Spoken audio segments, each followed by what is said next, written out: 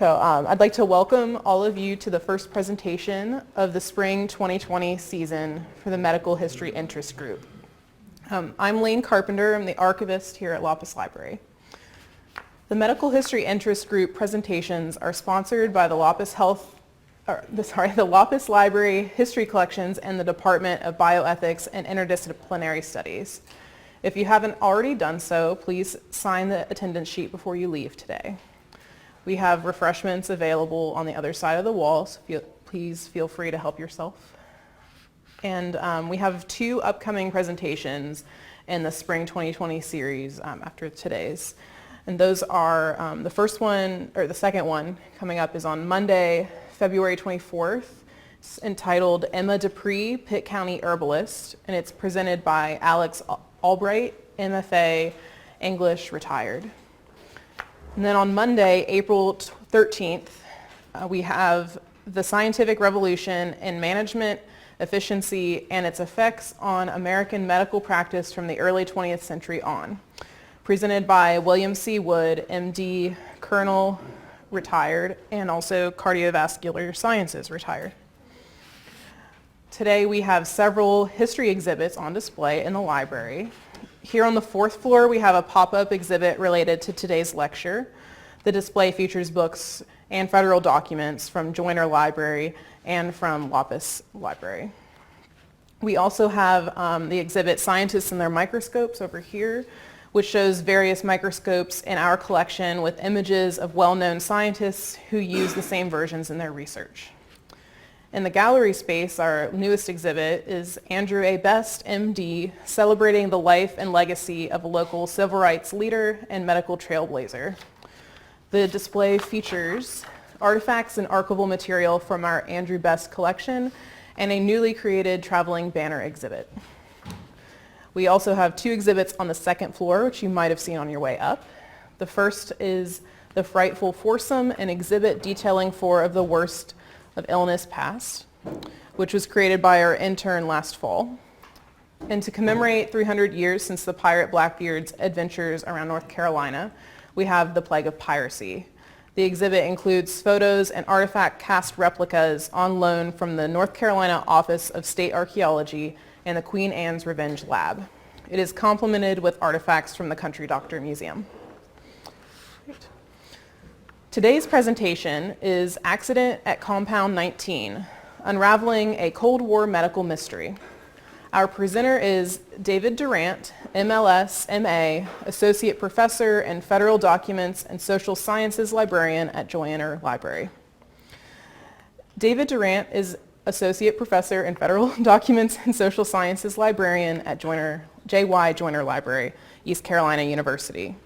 He holds an A.B. in History and a Master's in Library and Information Sciences from the University of Michigan and an M.A. in Russian and Soviet History from the University of California, Los Angeles. So today, here is David Durant with Accident at Compound 19, Unraveling a Cold War Medical Mystery. Okay. Thank you, Lane.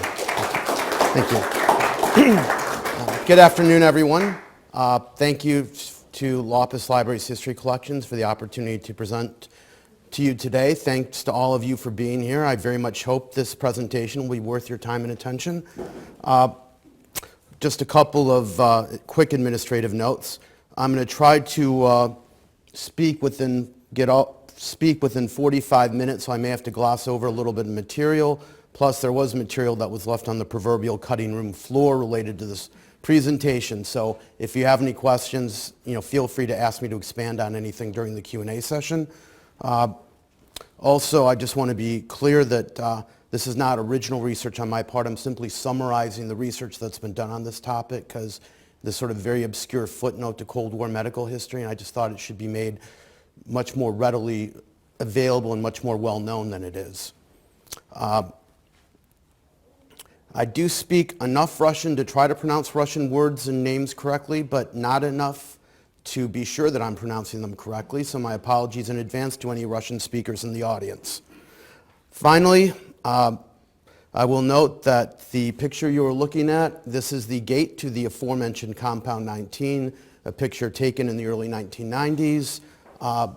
We'll be seeing this picture again at several points through this presentation.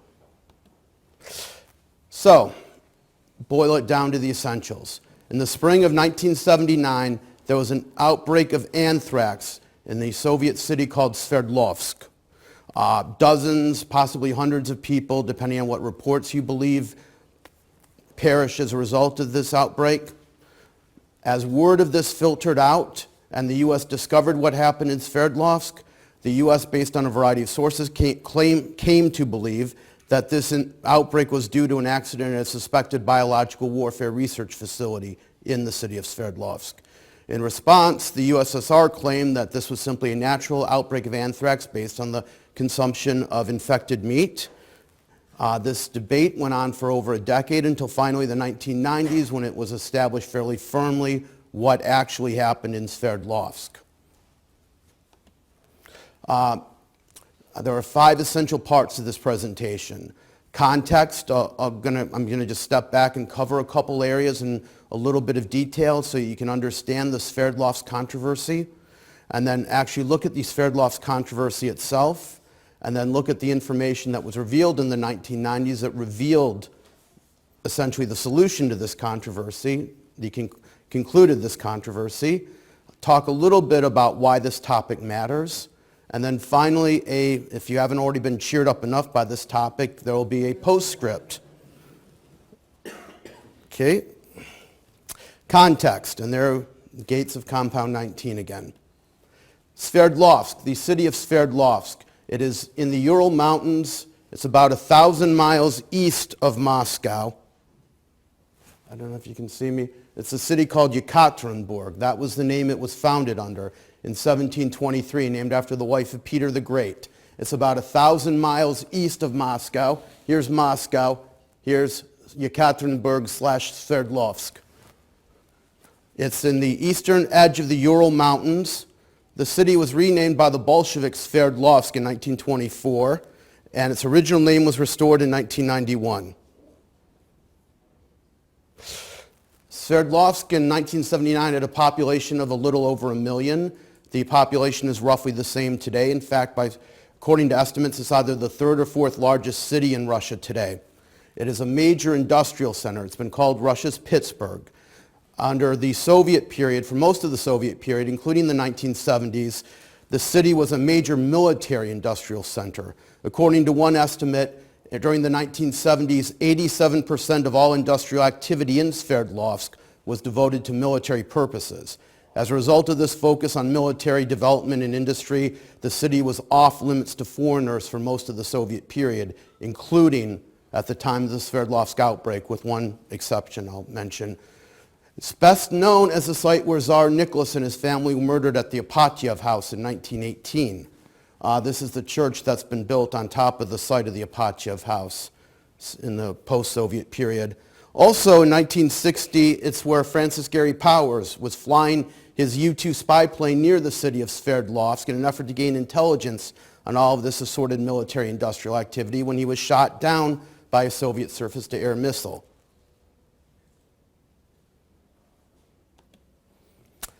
Stepping back to talk a little bit about biological warfare, because we'll be mentioning that as well. We'll be using the term BW, particular the acronym. Use of disease in war has been frequently, there are the many, often apocryphal examples of the throwing the corpses of plague victims over the walls of the besieged city, sending smallpox, contaminated blankets to Native Americans, things like that. A lot of those stories are apocryphal according to research, and even when they weren't, they were very much hit and miss in effectiveness because there was no scientific understanding of how diseases worked or how they spread. It wasn't until the 20th century, in the wake of advances in microbiology and the development of the germ theory of disease, that what we think of as BW, or biological warfare, modern industrial scientific in nature, developed. Like its evil sibling chemical warfare, biological warfare was a product first was used in the First World War and first used by the same belligerent, Imperial Germany. The first ever major state use of biological BW, one of two we'll mention, was by Imperial Germany in World War I, and it was actually directed not at humans but at livestock, horses and mules, because the armies of World War I were very much dependent on livestock as opposed to motor transport. Motor transport was in its infancy.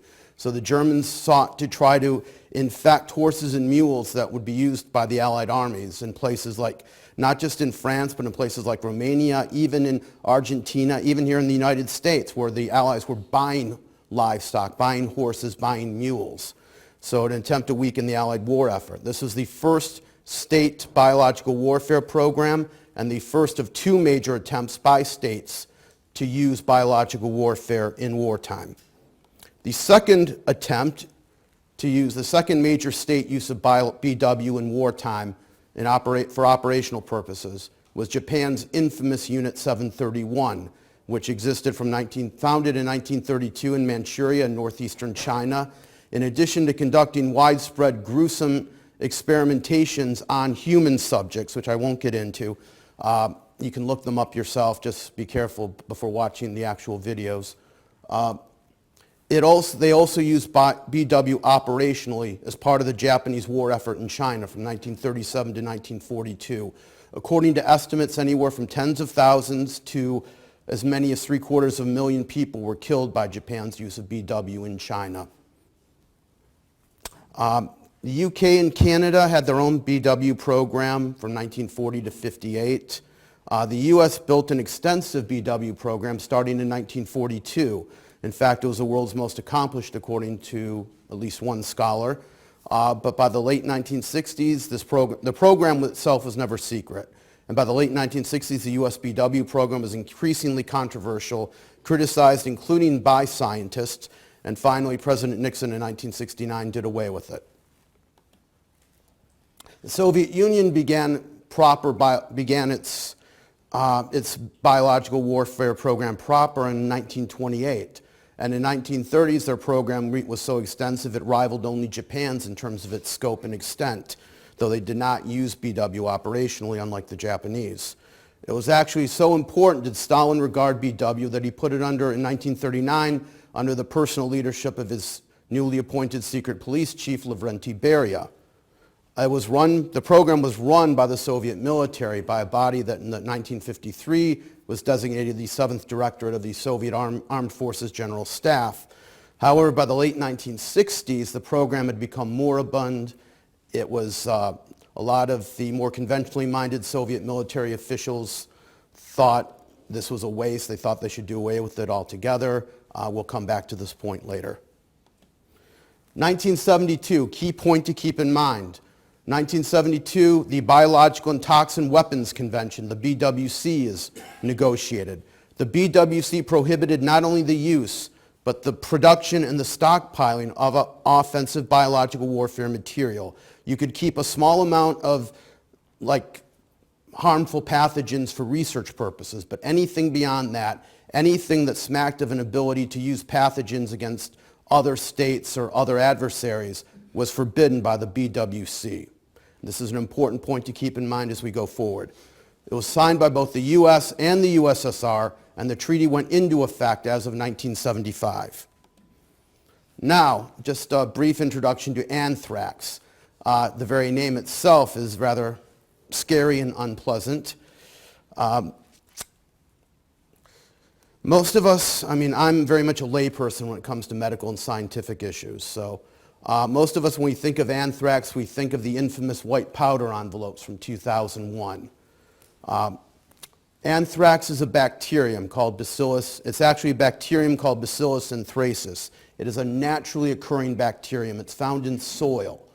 And it's been around for centuries. It's not anything that was created in a lab. It's natural, and it's primarily affected animals over the years. Anthrax was actually one of the two items used by Imperial Germany to attack, Allied draft animals during the First World War, that and glanders. Anthrax tends to be, animals, it's often consumed or you inhale spores. The spores of anthrax can survive up to 70 years in soil. There are 3 ways in which humans can contract anthrax. You can get it, the most common form by far is called cutaneous anthrax. You come in contact with an animal that has anthrax and you get it into your skin. Cutaneous anthrax is extremely unpleasant, as you would suspect. It leads to the black lesions over your skin, not fun at all. But it is usually not fatal if it's treated properly. And it's by far the most common form of anthrax. And there are two other forms of anthrax that are far more dangerous and far more lethal than cutaneous anthrax and getting it through the skin. One is called gastrointestinal anthrax, where you consume meat from an infected animal and thereby contract the anthrax yourself. And there's also inhalation anthrax, in which you breathe in these anthrax spores. These are far more deadly, especially inhalation anthrax. Far more deadly and far rarer, thankfully, than is cutaneous anthrax. Gastrointestinal and inhalation anthrax together are known as systemic because they don't just attack the skin, they get inside you. They produce a toxin when the anthrax spores get inside you. It overwhelms the lymph nodes, it overwhelms the bloodstream, you get toxic shock, ulceration, bleeding, and you die in relatively short order in a very agonizing and unpleasant way. Generally speaking, anthrax is an example of what's called zoonosis, a pathogen that is transmitted to humans mostly from animals, and it's not contagious is a very important point to keep in mind. You cannot catch anthrax from someone else from another person who has anthrax. There are references to what appear to be anthrax going as far back as Homer and the writings of Homer and Virgil. There have been major outbreaks recorded in Europe and European Russia in the 14th and 17th centuries. It was commonly known as wool sorters or rag pickers disease because the people who tended to catch anthrax tended to be people who worked around domestic animals like sheep, goats, cows, horses, the kind of animals that contracted anthrax from grazing. And it's known in Russia, where it was also common, as Siberian ulcer. First clinical description of anthrax occurred in 1572. B. anthracis, Bacillus anthracis, the actual bacterium, was discovered in 1850. It was the first human pathogen to be identified through the use of microbiology. And both Robert Koch and Louis Pasteur, sort of the fathers of microbiology, did some of their most famous work in terms of anthrax. Koch actually traced anthrax through its entire life cycle from the beginning to the end. And it used it as the basis for developing, as I understand it, he used it as the basis for developing the germ theory of disease, while Louis Pasteur came up with a famous animal vaccine for anthrax. Last point to keep in mind is that anthrax has been a key component of almost every BW weapons program since the Imperial German one in World War I. The idea that it could be used not just against animals, but that it could be weaponized, especially in its aerosol or spore form, and used against humans. Okay, moving on to the controversy.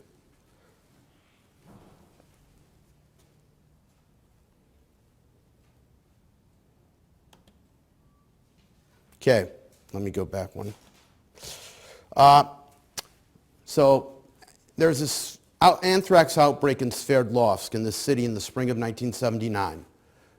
Reports of it gradually filtered out through the Soviet equivalent of the rumor mill, because as closed and totalitarian a society as the Soviet Union was, rumors did spread. People talked, to people they trusted, and eventually, by the late 1979, word had filtered out that something involving anthrax had developed in the city of Sverdlovsk earlier that year. So you had reports based on classified intelligence, the U.S. intelligence community gaining information from sensitive sources on Soviet military and scientific activity.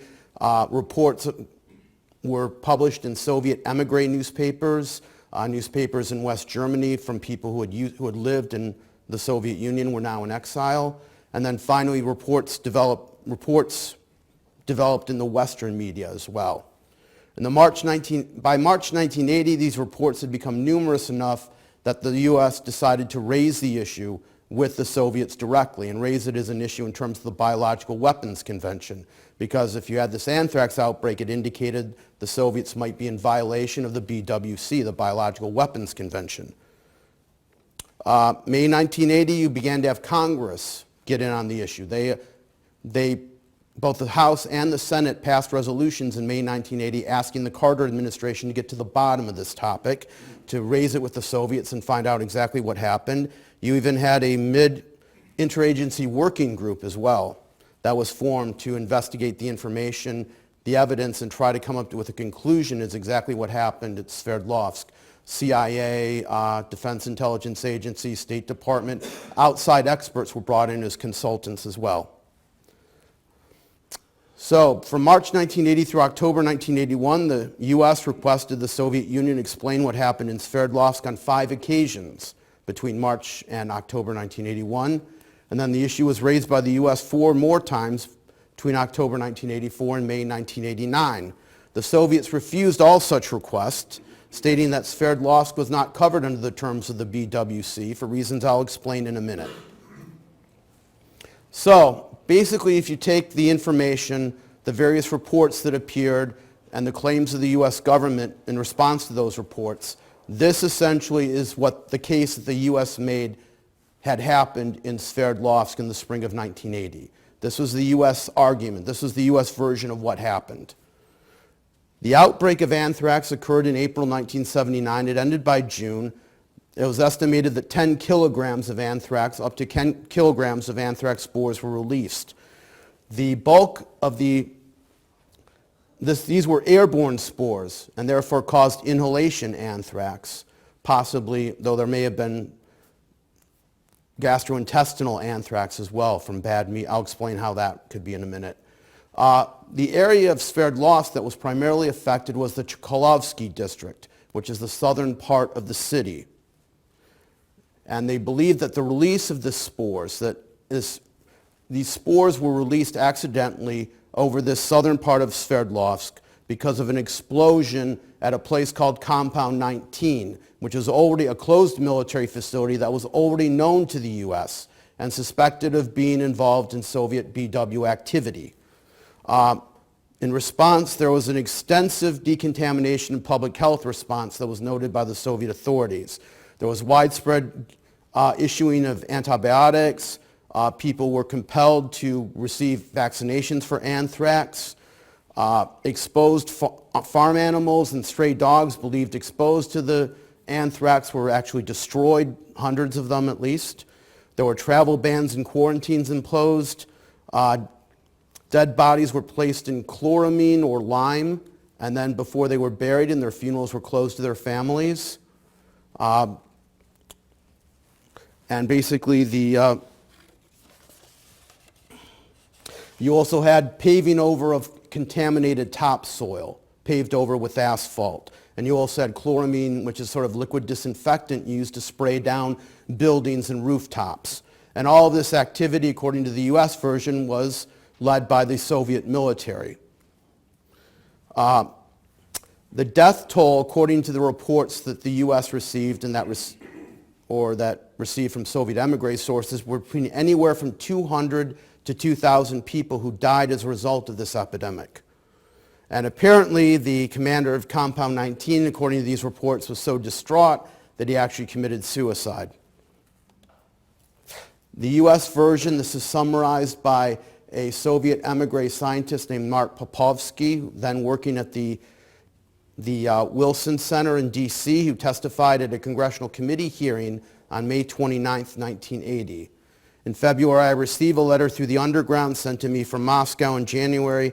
He's talking about February, January 1980, which a friend informed me that last spring an infectious strain had spread throughout Sverdlovsk following an explosion in a secret bacteriological compound. A friend informed me that an infectious cloud had been driven by wind south from the city and that no less than 1,000 people had died both in the city and its suburbs. Residents within a very large radius were vaccinated twice. Vaccinations were painful. Some people refused. It wasn't stated what the disease was, but it was thought to be anthrax. Those who came down with it died within a few hours after reaching the hospital. So this is an account from the time, a second, third-hand account. And this is sort of a summary of the case the U.S. government was making as to what happened. And Congressman Les Aspin, the chair of the subcommittee, this was a subcommittee of the House Intelligence Committee that held this hearing.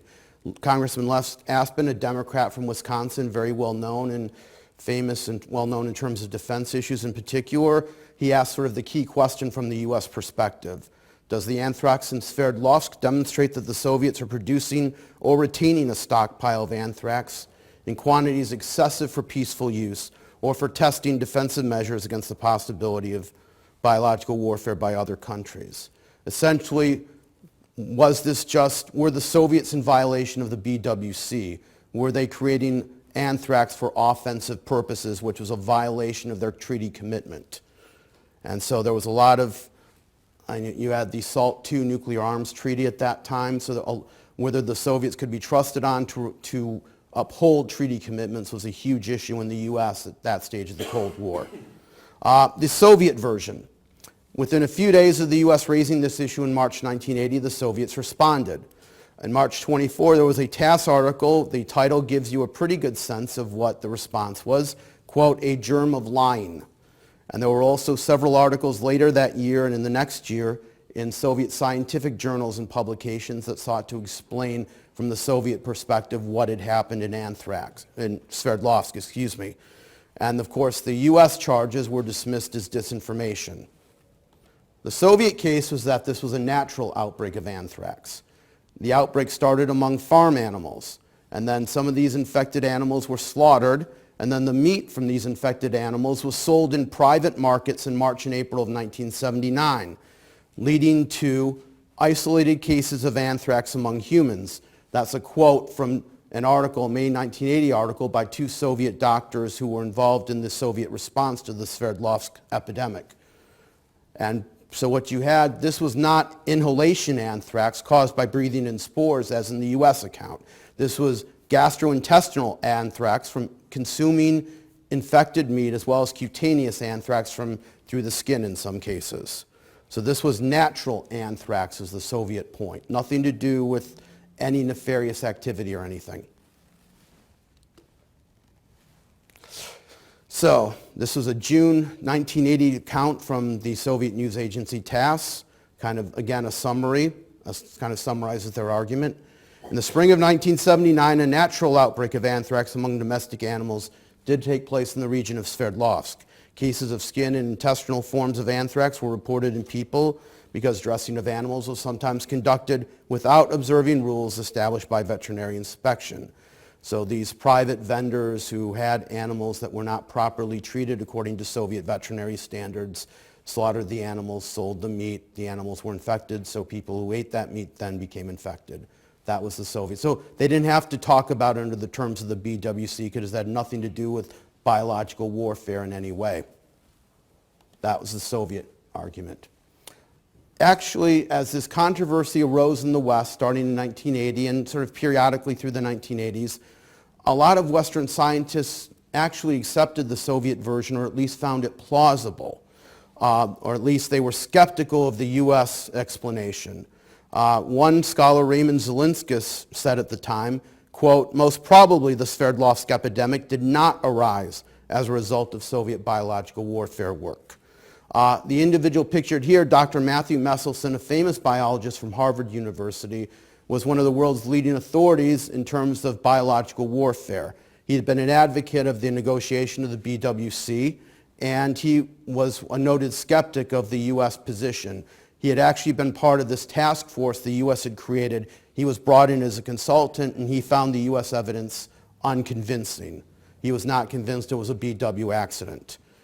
And among the reasons why for the skepticism, the Urals and Western Siberia, where you find the city of Sverdlovsk, this region had a long history of natural anthrax outbreaks. Also, it turned out that there was an American present in Sverdlovsk, a scientist from Northwestern named Dr. Donald Ellis, who happened to be in Sverdlovsk at the time and reported seeing nothing unusual. So he didn't see any sign of any of this epidemic or any of this response to it. Also, an extended nature of the outbreak, which suggested that it was not a one-off event. It wasn't some catastrophic event. Spores were released and then people got sick right away. The anthrax deaths extended over a period of time would suggest a more delayed source of infection, which supported the Soviet tainted meat theory. And finally, the U.S., under the terms of the BWC, the U.S. had every right to go to the United Nations Security Council and file a formal complaint against the Soviets over their alleged anthrax BW activity in Sverdlovsk. The U.S. never did this, which suggested that they felt their intelligence was not strong enough to justify making such a public case. Beginning in 1986, the Soviets began to expand on their account of events. They offered a little bit more of an expansive version. The outbreak began with contaminated cattle feed being fed to animals. And then these animals were infected, and then they were killed, and then they were sold by private vendors, essentially. The height of the epidemic apparently occurred between April 4th and April 19th, with further cases of anthrax developing in Sverdlovsk through May 19. According to the Soviet account, 79 people suffered from gastrointestinal anthrax, of whom 64 died, and 17 others suffered from cutaneous anthrax. They acquired anthrax through the skin from coming in contact with infected farm animals. Almost all of these victims of anthrax in Sverdlovsk were adults. Majority of them were men. And you actually had, and finally in 1988, with the cooperation of Dr. Matthew Messelson, who I just mentioned, the Soviets actually sent a delegation to the United States, a scientific delegation, to offer their version of what happened. 3 Soviet scientists, led by the man here in the middle, these are the 3 of them. The man in the middle was the leader, Pyotr Burgasov, who had just retired as the Soviet Deputy Minister of Health. He was something of an expert in terms of responses to infectious disease outbreaks, and he had led the Soviet response to the anthrax outbreak in Sverdlovsk. And they basically gave the account that I just outlined on the previous slide. This account was positively received by most of the American scientists who heard it. They stopped in Baltimore, Boston, and Washington to present. Most of the American scientific audience found their account plausible, if not convincing. The U.S. government and scientists who were tied to the U.S. government were still skeptical, however. There was actually an article published in the journal Science summarizing the Soviet visit and their presentations, and this quote from it kind of gives you a sense for the response. The Sverdlovsk mystery epidemic of 1979 lost much of its mystery this month when a group of Soviet doctors came to the United States and met with scientists and reporters to give a first-hand account of what happened. So, conclusion now. You had this sense that a lot of the Western scientific community either found the Soviet account persuasive or they at least found it plausible enough that they kind of wrote this down to a sort of geopolitical he said, she said, that we weren't going to know the truth. They were just going to have these 2 conflicting accounts. But then, ironically, just as the Soviet account was gaining traction in the West, it was undermined at home as well as the Soviet system itself. Starting in 1990 and 1991, the Soviet system, under the pressures of reform, began to actually unravel until it finally, the hammer and sickle flag was hauled down over the Kremlin for the final time on Christmas Day 1991. And as the Soviet system came undone, you began to have the birth of genuine independent journalism in the Soviet Union. And you had independent accounts of what happened in Sverdlovsk finally being told and being written publicly. In addition, there were also other sources of skepticism about the Soviet version of Sverdlovsk. In particular, the individual who was head of the Communist Party in Sverdlovsk at the time of the outbreak in 1979 is the same man standing in the middle of this picture with his piece of paper in his hand, one Boris Nikolaevich Yeltsin. And he knew the truth about Sverdlovsk, and he had found out by now that the Soviet authorities in Moscow had lied to him in terms of Sverdlovsk and their response to it.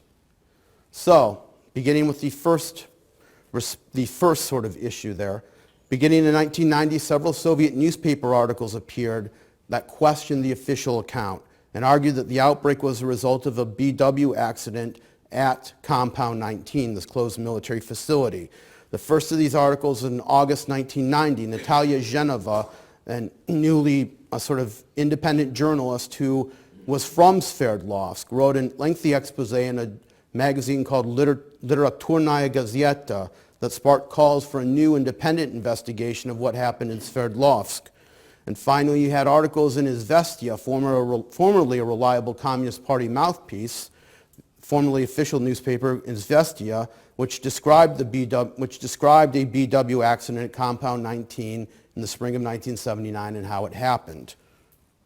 At the same time, Boris Yeltsin. As I said, he was head of the Communist Party in Sverdlovsk at the time this happened, at the time of the outbreak, the rough Communist Party equivalent of a U.S. state governor. He was lied to, essentially, by the KGB. He knew that it was an anthrax outbreak. He said that he went to Yuri Andropov, then head of the KGB. Andropov told Yeltsin that there had been anthrax production at this Compound 19 in Sverdlovsk, but that this production they'd stopped this production. It turned out they stopped producing anthrax at Compound 19. They simply shifted the production somewhere else. I'll get into that in a minute. So February 1992, Yeltsin meets President George H.W. Bush and tells him that Sverdlovsk was the result of a biological warfare accident. You'd been right about it the whole time. And then he went public with this in May of 1992 in an interview in a Russian newspaper. He promised pensions to the victims of the Sverdlovsk, those who perished in Sverdlovsk. He promised pensions to their families, and he committed that Russia would henceforth abide by the Biological Weapons Convention. So as a result of this new openness, post-Soviet openness, Dr. Matthew Messelson and a small team of Western scientists, including his wife, Dr. Jean Gilliman, visited Yekaterinburg to determine the cause of the outbreak. They made 2 visits in June of 1992 and August of 1993. They interviewed witnesses and they confirmed the essential accounts of the official response that I discussed earlier, all the decontamination efforts, the giving of vaccinations and antibiotics, all the shooting of stray dogs because they thought they might have eaten tainted meat, that sort of thing. And they also unearthed new autopsy records, records that a pair of pathologists in Sverdlovsk had kept hidden in defiance of the KGB since 1979. And these new autopsy records made a great impression on several members of their team, especially their pathologist. They tracked the victims, they gained a list of victims and tracked those victims by their location day by day in early April 1979.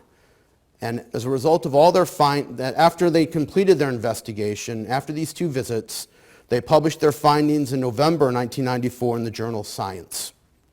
What they found in general, they found that there were 77 victims of anthrax in Sverdlovsk, of whom 66 died. 55 of them were men. 57 of these 66 lived and worked in the southern part of Sverdlovsk, the Chkalovsky district. And in addition, there were also 6 villages that suffered from animal anthrax.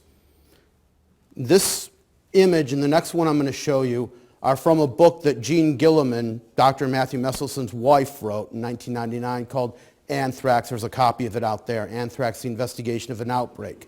This shows you the 6 villages where animal anthrax was diagnosed. Animal anthrax occurred in the spring of 1979. And this is April 2nd, 1979, and this shows you the wind currents as of April 2nd, 1979. The wind was blowing northwest to southeast, and all 6 of those villages were on a perfect line with wind currents as they were on April 2nd, during the day of April 2nd, 1979. And I'll show you where the origin point is on the next slide. So here is Sverdlovsk on April 2nd, well, an aerial picture, but on April 2nd, 1979, during the day, of 66 victims that they could find locations for, daytime locations for, that Messelson and his team, they placed 62 of them within that same line of wind current on the afternoon of April 2nd, 1979. So 62 of the 66 fit nicely within this pattern, this wind current for that afternoon. And the origin point for this here, where it begins, is right up here, at the top here. This is a closed military facility known as the Sverdlovsk Military Technical Scientific Research Institute, also known as Compound 19. And so the Messelson team concluded in their science article that the outbreak resulted from the wind-borne spread of an aerosol of anthrax pathogen, that the source is the military microbiology facility. The escape of pathogen occurred during the day on Monday, 2nd April. This is the largest documented outbreak of human inhalation anthrax. So what we know based on this, the Messelson investigation and some of these post-Soviet media revelations, what happened, there wasn't an explosion. Unlike the account in the U.S. account, 1980-81, there was no explosion. What happened instead, it was a much quieter form of accident. The filters at Compound 19, as part of the anthrax production facility, were replaced. Production was not supposed to resume until they were removed, and production was not supposed to resume until these filters had been replaced. 2 of the filters were not replaced, and production resumed. So sometime on April 2nd, between 1 gram to 10 kilograms, this is still a matter of dispute, of anthrax spores were released as a result through these lack of filters between 1:30 and 4 p.m. that afternoon. April 4th is when the first cases began to appear. April 7th and 8th, it was obvious something was serious here, and Moscow was alerted. April 10th, the first anthrax diagnosis was made of one of the victims, someone who had, as a result of an autopsy. April 12th, Moscow authorities, led by Pyotr Burgasov, then Deputy Minister of Health, took charge. Mid-April is when this public health campaign I've discussed began. The last death occurred sometime in mid-May, and it turns out there were at least 68 deaths, possibly as many as 105, depending on which account you believe. 68 documented deaths. At the same time as the Soviet response was going, the Soviets engaged in a cover-up. The KGB, as mentioned earlier, confiscated all medical records related to the anthrax outbreak in Sverdlovsk. Burgasov, Deputy Minister of Health Burgasov, at the same time he was leading the response to this public health response, was also organizing the cover story that would explain it away. In fact, it turns out, based on post-Soviet revelations, that Burgasov had been involved in the Soviet BW program going all the way back to 1950, and part of his role as Deputy Minister of Health was to coordinate between that agency and the Soviet BW program, which I'll discuss in a minute.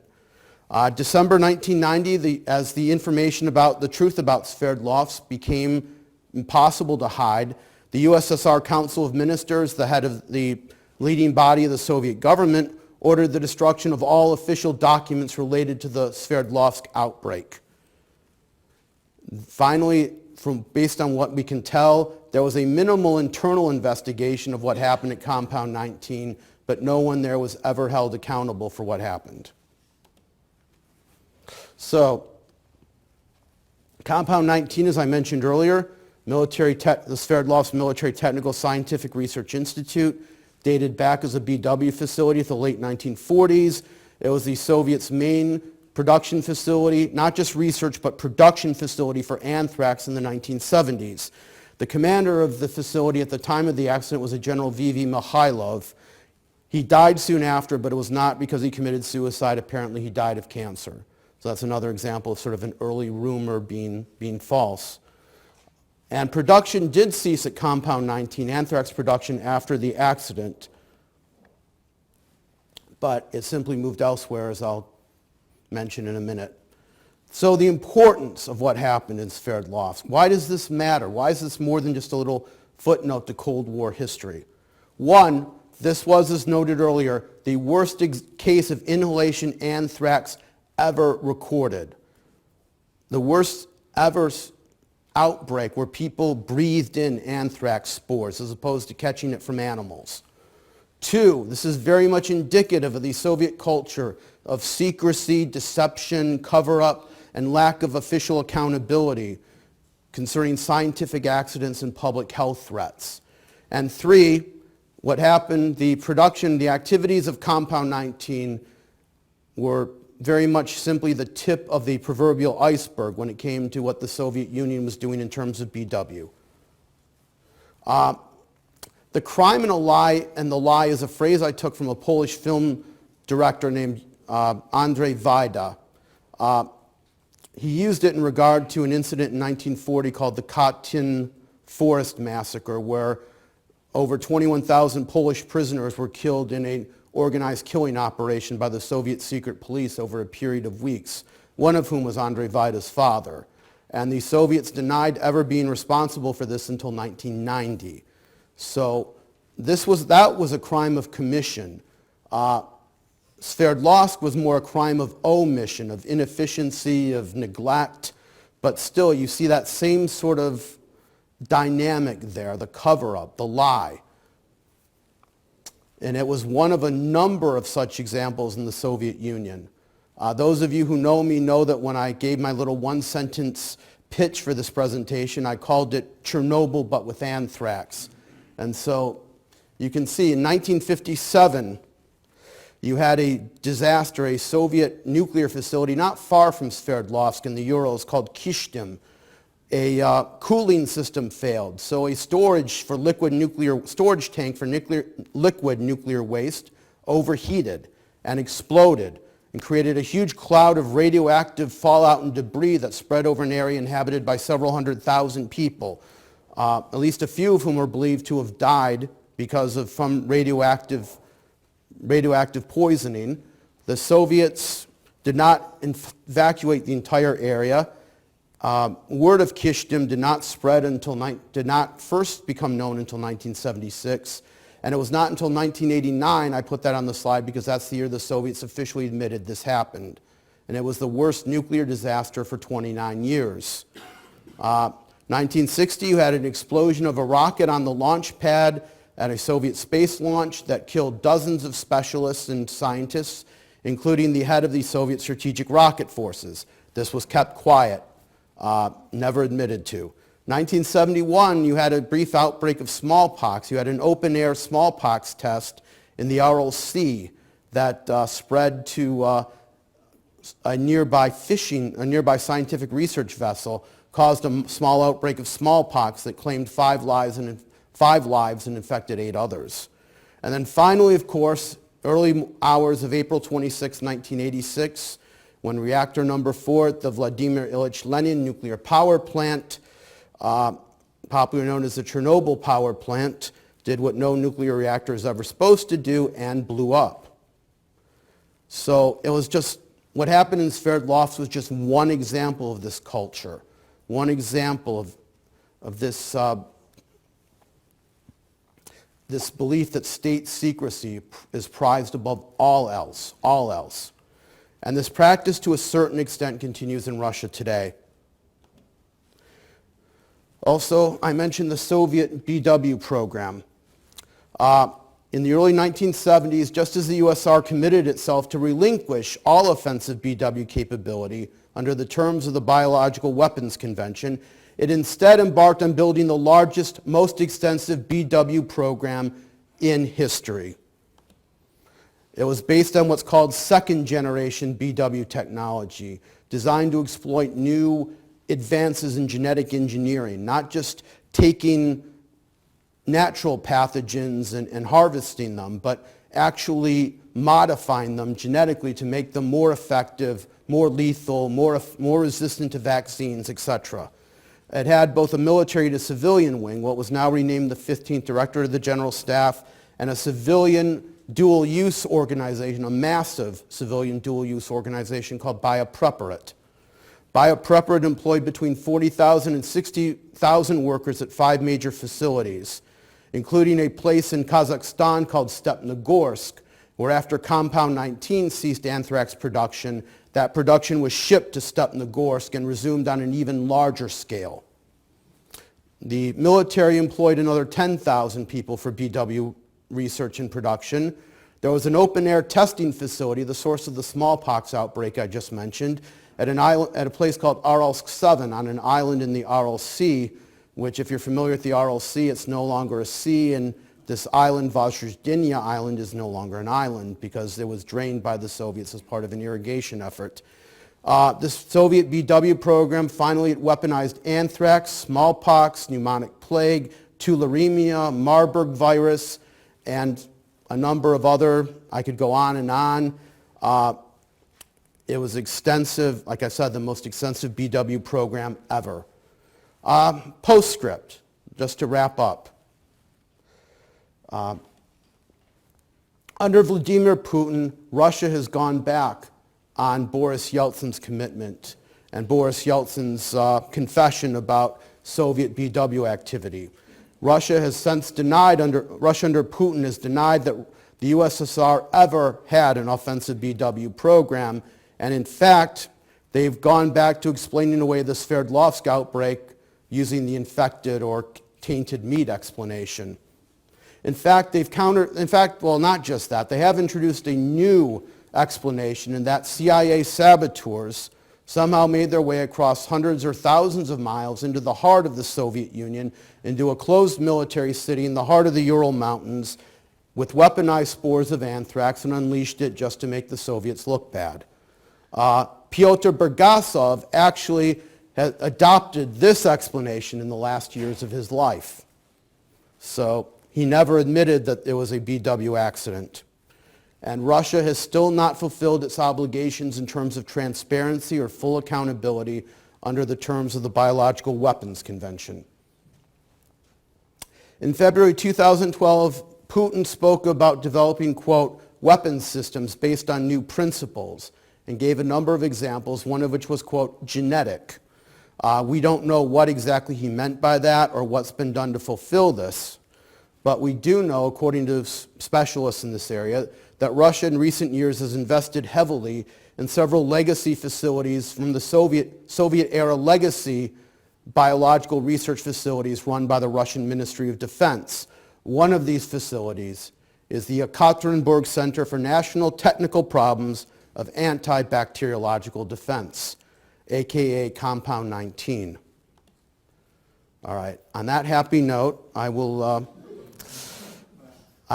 slides and bibliography of this presentation will be posted on the Cold War and Internal Security blog, which is through Joyner Library's website. The link is right there. And also, I know the video of this presentation and other material will also be posted on Lopez's Medical History Interest Group website.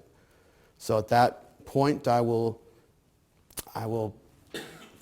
stop for now, and I will happily take any questions.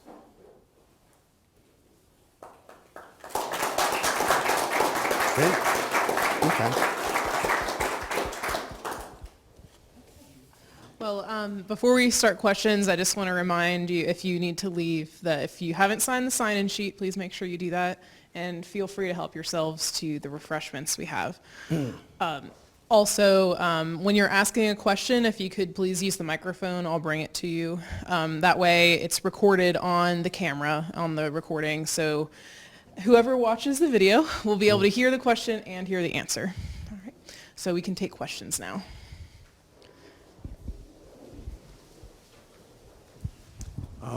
I served in Desert Shield, Desert Storm in 1990. Yes. And there was a lot of interest in, was this going to be an issue? We were all issued Cipro tablets Okay. to take. Should we be notified? That was, so there must have been some evidence or big concern about the return of this biological agent to the field. Yes, because Saddam Hussein's Iraq had done, I'm sorry, I think, you're asking if you could repeat the question? Or it basically involved in concern during Desert Shield, Desert Storm, that Iraq would use biological weapons in terms of being given tablets to take to, as sort of to inoculate them or vaccinate them, servicemen as part of those operations. I mean, Saddam Hussein's Iraq did have an extensive biological weapons program. It was destroyed for the most part during Desert Storm. He tried to hide parts of it for several years thereafter, and then he tried to pretend it was still secretly ongoing for his own purposes. I mean, BW is a major issue in terms of terrorism and in terms of states like, for example, South Africa had a major biological weapons program. They used it as a weapon of assassination against anti-apartheid dissidents in a number of cases. So it's sort of it's one of those programs where if you can't afford nuclear weapons or a lot of nuclear weapons, it's kind of an equalizer. It's a lot cheaper. It's a lot, you just need the know-how, and you just need more or less basic lab facilities, if I'm correct in that. So yeah, it's sort of a poor man's, in many ways, a poor man's form of doomsday weapon.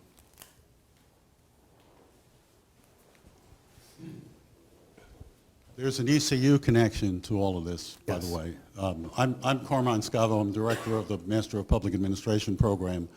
And one of our 2002 graduates was Natalia Domavesova, whose father, Colonel Viktor Domavesov, was one of the officers in charge of compound of this anthrax facility. And so there's an ECU connection to this. Thank you.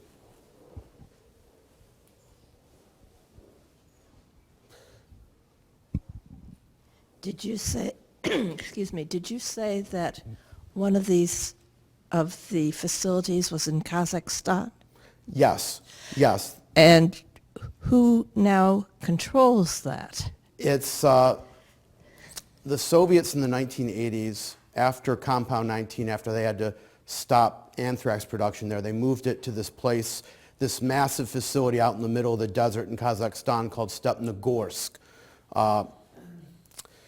Basically, Stepnogorsk is essentially abandoned now. It's derelict. It's shut down. According to the most well-known defector or from the Soviet BW program, a man named Ken Alibek, who was in charge of Stepnogorsk, they destroyed their BW stockpiles in 1989 as the truth was coming out. So what happened is Stepnogorsk is just kind of, it's been inspected, and it's derelict. There's nothing going on there now, but it's perfectly obvious what it was built for. It was like, it's this massive, my understanding is it's the largest BW production facility that has ever existed. I'm glad that it's not Yes. in operation. Yeah. It's one of those things where it was not in the Russian Federation. It was Kazakhstan became a separate country, and it was biopreparate was by far the largest part of the second generation Soviet BW program, but that was primarily civilian agencies, and basically the money ran out for those civilian agencies, so it kind of very much biopreparate kind of almost overnight kind of withered on the vine. The facility in Sverdlovsk/Yekaterinburg was a military facility, so that has had much more consistent funding. So that one, yeah, that's one where basically it was basically just abandoned. It was just there was an account there are a couple first-hand accounts of visits to it, and it's like just a few caretaker personnel, and it's basically all run down and everything. This was in the 90s. Thank you. Okay, thank you. You said that the amount of anthrax was between 1 gram and 10 kilograms. Yes, I know What it's does that a mean? very. I mean, there are several versions. The Messelson team believes that it was just as little as 1 gram. Other accounts, the traditional U.S. account, and there are still scientists who accept the validity of it, say it may have been as much as 10 kilograms of material. It's possible. I'm not enough of an expert to try to distinguish either way between that. I didn't want to. I'm just wondering what does one spore weigh? That The you idea get is 1 gram. That's yeah. a lot of Yes. a lot of spores. Oh yeah, it's one of those things where the best explanation I've seen to try to square that circle is that It might have been as like 1 gram of pure weaponized spores mixed with other kinds of just the various leftover material that was also being filtered out. That's, I mean, in my layman's perspective, that seems like the best attempt to try to square that circle.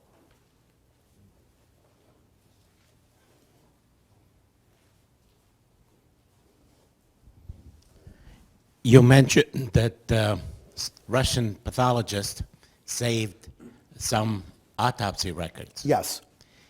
Is there any primary record, tissue, bodies, animal, that could be unearthed or find?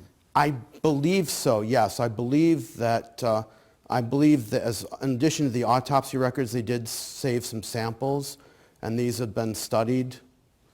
There was an article in 2016 that analyzed the nature of the particular anthrax strain from these Sverdlovsk victims. So I presume based on that there must be, and they found it was basically pretty similar to the natural occurring anthrax in that region of Russia. So I presume that there must be actual samples that have survived and have been available for study. But apparently no one has conclusively determined that this was really biological warfare from the primary samples. My understanding is it's pretty clear, like when there was a pathologist on the Messelson team, a David Walker, I believe from the University of Texas, and the quote that he's given is that from the first X-ray he saw, he knew that this was inhalation anthrax. So he was pretty convinced. It seems pretty certain that the best evidence based on the material that was preserved by these two local pathologists is that it makes it pretty clear that this was in fact inhalation anthrax that most of these people died from. It's one of those things, again, I don't want to get into the details of the medical details there. It's not my area. But it seems pretty clear. That seems to be the consensus. I'd recommend the writings of like the Gene Gilliman book, Anthrax, which is, there are copies here and at Joyner if you're curious about the details of that. Yes, please.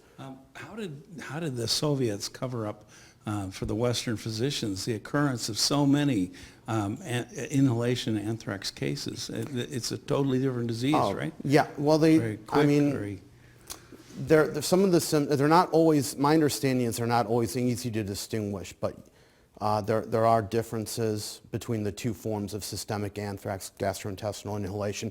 There weren't actually Western physicians in Sverdlovsk when this happened. They weren't allowed to go there until, not physicians, but scientists and pathologists until like 1992 and then 1993. So they had... Distribution by wind?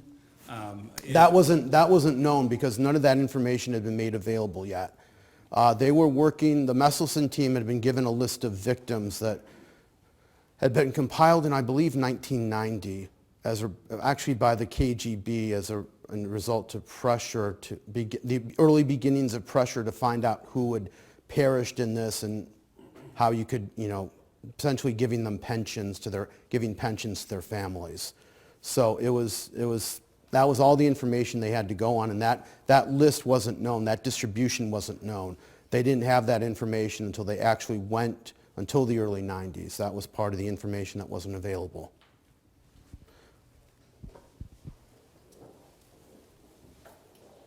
There was a big either JAMA or New England Journal of Medicine article about this also, looking at the epidemiology of it and commentary about how the pattern was consistent with the screen coming off. I remember reading that also. Okay.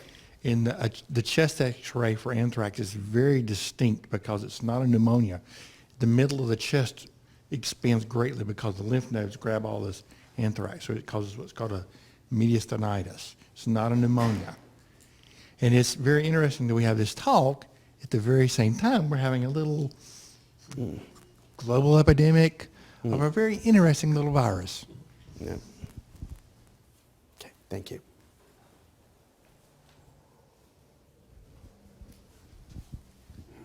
Anyone else have questions, comments?